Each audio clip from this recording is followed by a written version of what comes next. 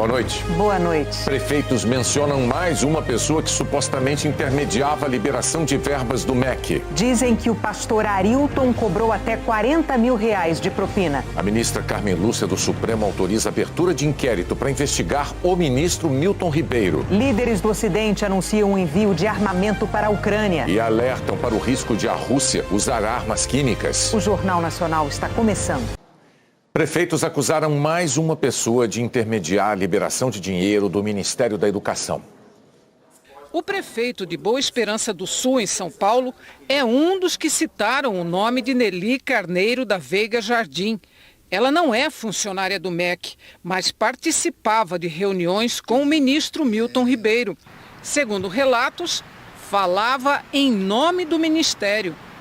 José Manuel de Souza contou que esteve numa reunião de prefeitos com Milton Ribeiro em março do ano passado. Disse que os pastores Gilmar Santos e Arilton Moura convidaram alguns prefeitos para almoçar e que Nelly estava presente. Os dois pastores, sem cargo no MEC, são suspeitos de comandar um gabinete paralelo para liberar verbas no ministério. Segundo José Manuel, foi num restaurante desse hotel em Brasília que o pastor Arilton lhe pediu R$40 mil em troca de recursos do ministério. O caso foi revelado pelo jornal O Globo e hoje a TV Globo falou com o prefeito. Ele falou, prefeito, vou ser bem direto com você. Ele falou, eu consigo fazer um papel, um ofício agora, eu te libero a escola profissionalizante. Ele falou, mas em contrapartida você precisa depositar R$40 mil na conta da igreja evangélica. Aí eu levantei, bati no ombro dele e falei, muito obrigado, pastor, mas para mim dessa forma não serve. O prefeito relata que poderia ter fechado a negociação ali mesmo. Desde a primeira reunião que eu fui no Ministério da Educação e na segunda reunião estavam os dois, tanto o Arilton quanto o Gilmar.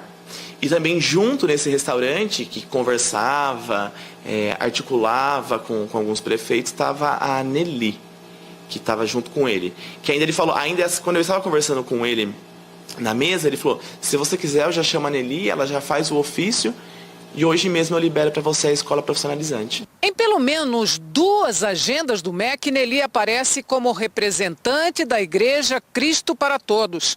Mas na época, ela ocupava um cargo na liderança do MDB na Câmara. O pastor Arilton chegou a ser indicado para a função, mas foi substituído por Nelly, que ficou até abril do ano passado. Os dois foram apresentados como tendo bom trânsito na bancada evangélica para resolver questões de orçamento. Nelly também se ofereceu para intermediar a liberação de verbas em um outro caso, o de um prefeito do interior de Goiás. Ele pediu para não ser identificado por medo de represália, mas contou à TV Globo que esteve no MEC em março do ano passado a convite de Nelly com outros prefeitos e que nesse dia ela ofereceu o contrato de assessoria que ele recusou.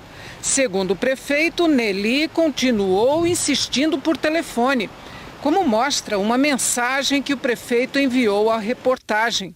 Estamos com o orçamento do MEC e Saúde e queremos, em troca, uns votos para o nosso deputado estadual da igreja. Interessa? O prefeito respondeu que sim e perguntou quem seria o candidato. Nelly, então, disse que ele é novo e o orientou a entrar em contato com o pastor Arilton e passou o telefone do pastor. Nosso produtor, o Wellington Hanna, ligou para a Nelly. Ela negou a denúncia. Não, eu não tenho nada a declarar, tá bem? Eu não tenho nada com isso. A gente tem prints de... Tá aí é o que eu tô vendo, tá? Mas o que a senhora tem a dizer sobre isso? Desligou. Era por telefone que Nelly costumava atuar, como no caso do prefeito Kelton Pinheiro, de Bonfinópolis, Goiás. Ela me ligou se dizendo funcionária do Ministério, o nome dela sendo Nelly, onde elas precisavam dos nossos dados para colocar na lista do Ministério para ter a entrada lá na reunião. Kelton Ribeiro também participou da reunião em março. Depois, almoçou com os pastores e disse que Arilton pediu propina. Olha, prefeito, eu vou direto com você, papo reto. Eu tenho recurso para liberar o seu pedido lá da escola, de 7 milhões, mas eu preciso de 15 mil reais hoje na minha mão. Isso porque você está com o pastor Gilmar, foi apresentado pelo pastor Gilmar. Por os outros, eu cobrei mais caro. Aquilo me deixou uma situação muito constrangedora. Hoje o jornal O Globo revelou que o outro pastor com influência no MEC, Gilmar Santos, investiu 100 mil reais para abrir uma faculdade de teologia. A TV Globo teve acesso aos documentos que confirmam. O pastor deu entrada nos papéis no último dia 8 de março. O endereço que aparece na Receita Federal fica nesse bairro em Goiânia. O ministro da Educação, Milton Ribeiro, e o Ministério da Saúde não se manifestaram. Ontem, o pastor Gilmar Santos negou ter pedido propina.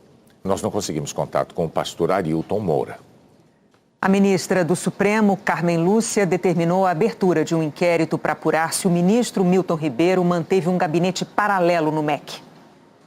Agora à noite, a ministra Carmen Lúcia, do Supremo Tribunal Federal, acatou o pedido da Procuradoria-Geral da República e determinou a abertura de um inquérito para investigar o ministro Milton Ribeiro.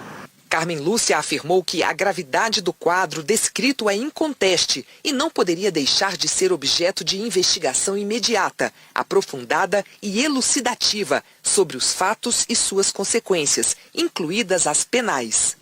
E que nos autos se dá notícia de fatos gravíssimos e agressivos à cidadania e à integridade das instituições republicanas, que parecem configurar práticas delituosas. A ministra determinou que em até 30 dias a Polícia Federal ouça Milton Ribeiro e os pastores Gilmar Santos e Arilton Moura. Também vai pedir ao Ministério da Educação e à Controladoria-Geral da União para, no prazo máximo e improrrogável de 15 dias, esclarecerem o cronograma de liberação das verbas do Fundo Nacional de Desenvolvimento da Educação e os critérios adotados. Ontem, a Controladoria-Geral da União informou que recebeu, em agosto do ano passado, documentos do ministro da Educação, Milton Ribeiro, sobre uma denúncia de recebimento de vantagem indevida por terceiros para a liberação de verbas do FNDE, o Fundo Nacional de Desenvolvimento da Educação, e que, por determinação do ministro da CGU, Wagner Rosário, foi formada uma comissão para investigar. A CGU declarou que a comissão não constatou irregularidades cometidas por agentes públicos, mas sim possíveis irregularidades cometidas por terceiros e sugeriu o encaminhamento dos autos à Polícia Federal e ao Ministério Público Federal, ante a possibilidade de ocorrência de crime por ocasião da oferta de vantagem indevida. A comissão concluiu os trabalhos no último dia 3, mas até agora as informações dessa investigação não foram encaminhadas à Polícia Federal e ao Ministério Público, porque é preciso um despacho do ministro Wagner Rosário, o que ainda não aconteceu. A CGU não explicou por que essa decisão ainda não foi tomada. E o conteúdo da investigação está sendo mantido sob sigilo. Agora, diante das denúncias da imprensa, a CGU decidiu por abrir novo procedimento para investigar os novos fatos, em especial o pedido de vantagem por terceiros. Mas não informou quando isso vai acontecer. O ministro Milton Ribeiro confirmou à TV Globo que encaminhou à CGU no ano passado a denúncia de pedido de propina por intermediários. Desde então, o ministro se reuniu 4 vezes com os pastores Gilmar Santos e Arilton Moura, segundo a agenda oficial. Vídeos, fotos e publicações de redes sociais mostram a proximidade do pastor Gilmar Santos com o governo federal e a família Bolsonaro. Em setembro do ano passado, o senador Flávio Bolsonaro, do PL, filho do presidente, gravou um vídeo no aniversário de 70 anos do pastor e agradeceu o apoio de Gilmar Santos a Jair Bolsonaro. E eu quero aqui, em nome de toda a minha família, agradecer por tudo que o senhor faz, não por nós, mas pelo nosso Brasil. E a gente não faz nada sozinho. Se não fossem pessoas como o senhor, certamente a nossa batalha diária, a nossa guerra aqui na disputa do poder em Brasília seria, sem dúvida alguma, muito mais complicada. Governistas atuaram para que a Comissão de Educação do Senado aprovasse um convite e não uma convocação para Milton Ribeiro prestar esclarecimentos. A audiência está marcada para quinta-feira que vem. O líder do governo na Câmara defendeu o ministro. O ministro da Educação deve permanecer no governo e fazer as explicações que sejam demandadas, né? Como acontece em todos esses momentos de questionamento, os ministros vêm aqui, discutem nas comissões aqui, temáticas da casa, respondem aos questionamentos dos órgãos de controle e, ao final, temos alguma solução. O deputado professor Israel Batista, do PV, diz que a permanência de Milton Ribeiro no cargo é insustentável. Agora é preciso verificar como os recursos foram empenhados, quem recebeu esses recursos, o que fez com os recursos e se a decisão sobre esses recursos foi uma decisão técnica ou se foi uma decisão meramente eleitoreira. Agora é hora de seguir o caminho do dinheiro e é importante observar onde você tem orçamento livre. O Ministério Público Federal, aqui em Brasília, abriu uma investigação preliminar para apurar irregularidades na liberação de verbas do Fundo Nacional de Desenvolvimento da Educação. O objetivo é levantar possíveis falhas dos controles administrativos e também no orçamento do MEC. Agora há pouco, o presidente Jair Bolsonaro defendeu o ministro da Educação durante uma transmissão ao vivo pela internet. Ele disse que o ministro não está fazendo nada de errado e afirmou, abre aspas, eu boto a minha cara no fogo pelo Milton, minha cara toda no fogo pelo Milton. Estão fazendo uma covardia com ele. Fecha aspas. Ainda no STF, a ministra Carmen Lúcia encaminhou à Procuradoria-Geral da República um pedido de investigação contra o presidente Jair Bolsonaro no caso que envolve o ministro da Educação, de um suposto favorecimento a pastores na distribuição de verbas públicas. A ministra determinou que a PGR se manifeste em 15 dias sobre as acusações contra Bolsonaro feitas em 3 notícias-crimes de parlamentares de oposição. A ministra destacou que, diante da gravidade dos fatos, é imprescindível a investigação de todos os envolvidos, não só o ministro. O Palácio do Planalto não se manifestou. A seguir, a guerra na Ucrânia. 3 reuniões sobre a guerra na Ucrânia foram realizadas hoje em Bruxelas, na Bélgica. Na primeira reunião, a da Aliança Militar do Ocidente, a questão mais delicada ficou sem uma resposta imediata. Enviar ou não aviões à Ucrânia. Num pronunciamento gravado, o presidente Volodymyr Zelensky pediu ajuda militar ilimitada aos países da OTAN. O céu ucraniano não foi protegido. Pedimos aviões e tanques para não perder tantas pessoas. É uma questão de vida ou morte. O presidente americano Joe Biden se disse disposto a doar $2 bilhões em armamentos para a Ucrânia. $2 billion. E ameaçou, se a Rússia usar armas químicas, a OTAN vai responder. Joe Biden também defendeu a retirada da Rússia do G20 e mandou um recado para a China. O futuro da economia chinesa está ligado ao Ocidente e não à Rússia. Temendo que Putin invada países vizinhos, foi aprovado o envio de 4 novos batalhões para Bulgária, Hungria, Romênia e Eslováquia. Para Kiev, a aliança militar vai mandar equipamentos contra ataques biológicos, químicos e nucleares. O secretário-geral Jens Stoltenberg disse que os aliados estão decididos a impor altos custos à Rússia para forçar o fim dessa guerra brutal. E anunciou o envio de armas antitanque, antimísseis e drones para a Ucrânia. A determinação de punir Moscou com sanções maciças foi discutida na reunião de emergência do grupo das 7 maiores economias do mundo. Os Estados Unidos anunciaram novas sanções. Desta vez, os alvos foram mais de 300 integrantes do parlamento russo, acusados de apoiar o Kremlin a violar a soberania da Ucrânia, e 48 empresas que produziram armas usadas pelos russos na invasão. O primeiro-ministro britânico Boris Johnson disse que se Vladimir Putin usar armas químicas, será o seu fim. O G7 prometeu trabalhar para recolher provas de que o presidente russo cometeu crimes de guerra e lembrou a Moscou dos tratados que existem que proíbem o uso de armas químicas. No terceiro encontro do dia, o do Conselho Europeu, os líderes também falaram sobre a dependência europeia do gás russo. O embargo às exportações dos combustíveis russos ainda está em discussão e pode ser utilizado como resposta se Vladimir Putin decidir usar armas não convencionais. A Assembleia Geral da ONU exigiu pela segunda vez o fim imediato da invasão russa à Ucrânia, com 140 votos a favor, incluindo o Brasil, 5 contra e 38 abstenções.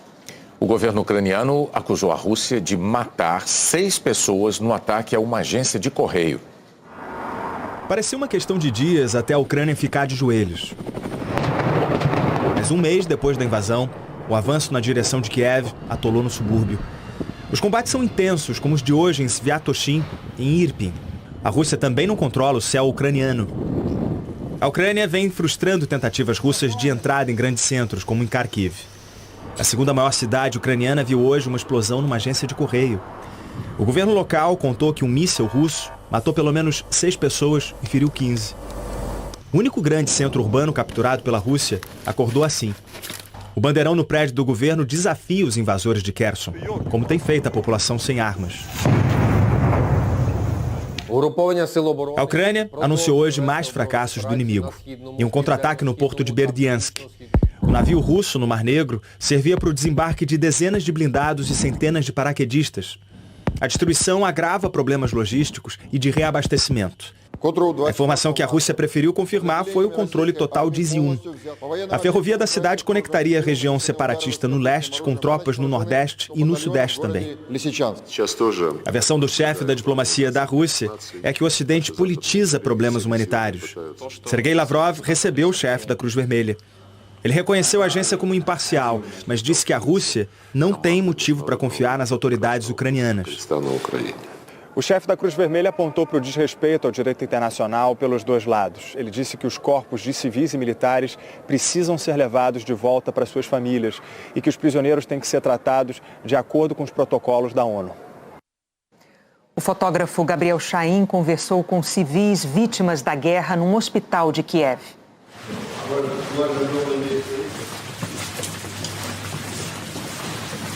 Меня зовут Светлана. Я жила в селе Бобрик, Броварской район. 10 марта к нам возле дома, возле порога упал снаряд. Погибла моя мама. Ее разорвало вообще на куски полностью. Меня спасло то, что я была чуть-чуть в доме, и меня закрыл стол дубовый. Поэтому я осталась жива. Когда упала возле порога, я увидела, что много пыли. Услышала, мама кричит, она бабушку звала, я вышла, увидела маму, столом зажала. Бабушка, половина бабушки лежала рядом. Я маму вытянула и к соседям. Потом нам помогли соседи добраться к ним, и вот 10 дней в подвале.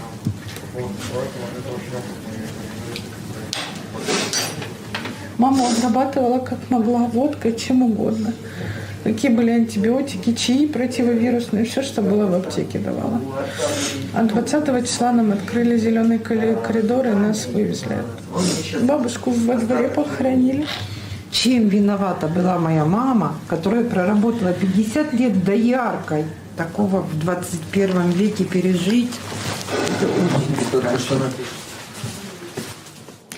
Aqui no Brasil, os estados e o Distrito Federal fixaram a alíquota única do ICMS do diesel em pouco mais de R$1. É o valor cobrado pelo Acre, é o mais alto do país. De acordo com os secretários de Fazenda dos estados, os governadores podem dar um desconto no imposto. Economistas avaliam que, para o consumidor, o preço não deve mudar. Daqui a pouco tem Brasil e Chile pelas eliminatórias da Copa. O Galvão Bueno está no Maracanã. Boa noite, Galvão. Boa noite, Renata. Boa noite, William. Boa noite a todos. Vamos dar uma olhadinha no Maracanã de cima. É sempre bonito ver o Maracanã. Isso, aí o Maracanã de cima. O jogo está marcado para as 8h30 daqui a pouco. Bom, todo mundo já sabe, a seleção brasileira já está classificada para a Copa do Catar. O sorteio será dia 1º de abril, 13h. Você vai acompanhar na Globo, claro. E o Chile vem com a faca nos dentes. Porque o Chile vem brigando com o Uruguai, com o Peru, com a Colômbia. Desses 4, 2 vão à Copa, um direto, o outro vai para a repescagem. O Tite coloca em campo os meninos que estão pedindo passagem. Coloca o Arana, coloca o Paquetá, coloca o Antony, coloca o Vini Júnior, Neymar volta. Ou seja, a expectativa é de um belíssimo espetáculo, 62 mil ingressos colocados à venda, 62 mil ingressos vendidos e um jogo que tem algumas despedidas. Último jogo da seleção brasileira no Brasil antes da Copa do Mundo. Último jogo de Tite dirigindo a seleção brasileira no Brasil, porque ele sai depois da Copa do Mundo. E aqui, o último jogo do Galvão Bueno narrando a seleção brasileira no Maracanã. Que seja, então, um belíssimo espetáculo, que possamos todos nós curtir muito esse Brasil e Chile. Renata, Bona.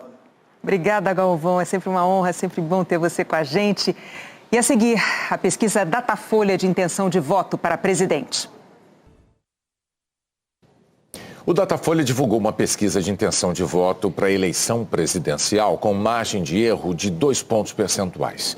O petista Lula lidera os 4 cenários pesquisados.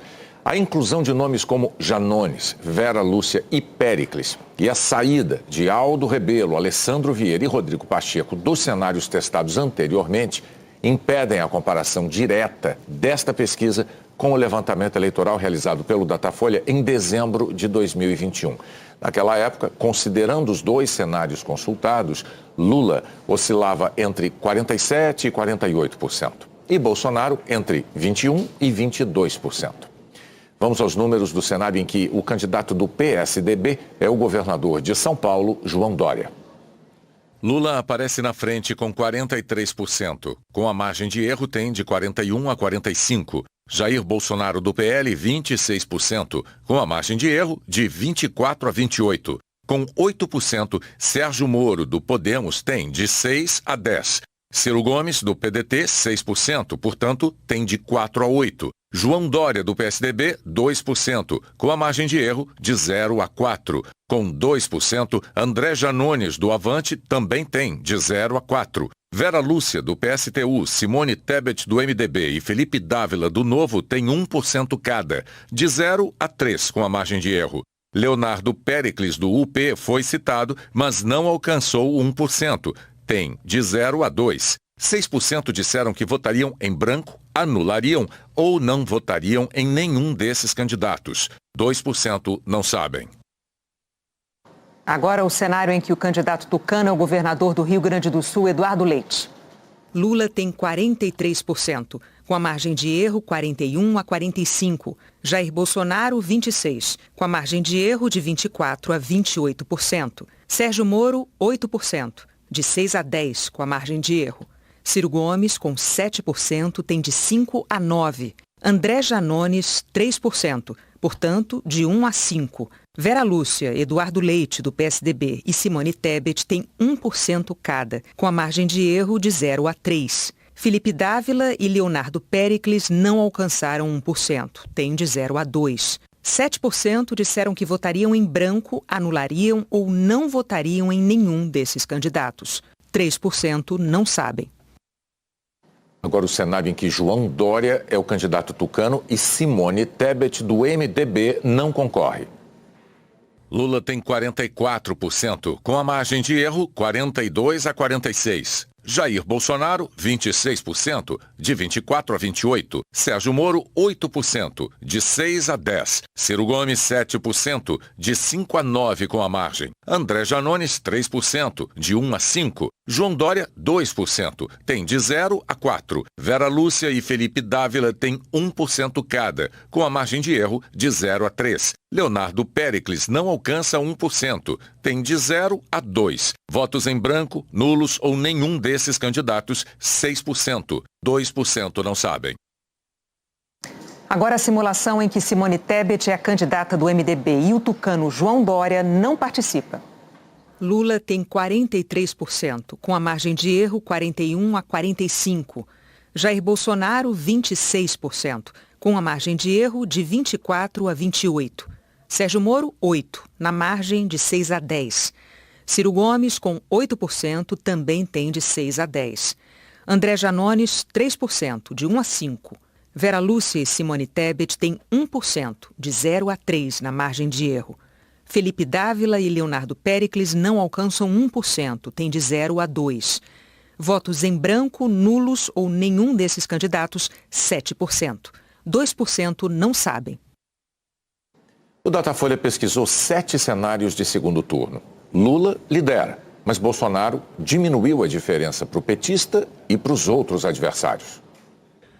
Em julho, Lula aparecia com 58% das intenções de voto. Em setembro, 56%, em dezembro, 59%, agora 55%. Bolsonaro tinha 31% em julho e em setembro. Em dezembro, 30% e agora 34%. Votos em branco, nulos ou nenhum eram 10%, 13% e 10% nas últimas pesquisas. Não sabem, 1% nas 4 pesquisas seguintes. Agora o cenário de um segundo turno de Lula e Dória. Em julho, Lula tinha 56%, 55%, 60% e agora 57%. João Dória aparecia com 22%, 23%, 20% e agora 21%. Votos em branco, nulo ou nenhum, 20%, 22%, 19%, agora 20%. Não sabem, 1% nas 4 sondagens recentes. O Instituto considerou também um segundo turno com Ciro Gomes e Jair Bolsonaro. Ciro tinha 50% em julho, em setembro 52%, em dezembro 53% e agora 46%. Bolsonaro 34%, 33%, 32%, agora 37%. Brancos, nulos ou nenhum 15% em julho e setembro, 14%, agora 16%. Não sabe, 1% nas 4 últimas sondagens. Agora a simulação de um segundo turno de Bolsonaro contra Dória. Nas pesquisas de julho, setembro e dezembro, João Dória tinha 46%, agora 40%. Bolsonaro aparecia com 35%, 34% em setembro e dezembro, agora 39%. Brancos e nulos ou nenhum, 18%, 19% em setembro e dezembro, agora 20%. 1% não soube responder nas últimas sondagens. O Datafolha também pesquisou um segundo turno em que o ex-presidente Lula enfrenta Ciro Gomes. Em setembro, Lula tinha 51%. Em dezembro, 56%. Agora, 54%. Ciro tinha 29%, 26%. Agora, 28%. Brancos, nulos ou nenhum, 19%, 16%, 17%. Não soube responder, 1% em todas as pesquisas. O Instituto simulou mais uma vez um segundo turno de Bolsonaro e Sérgio Moro.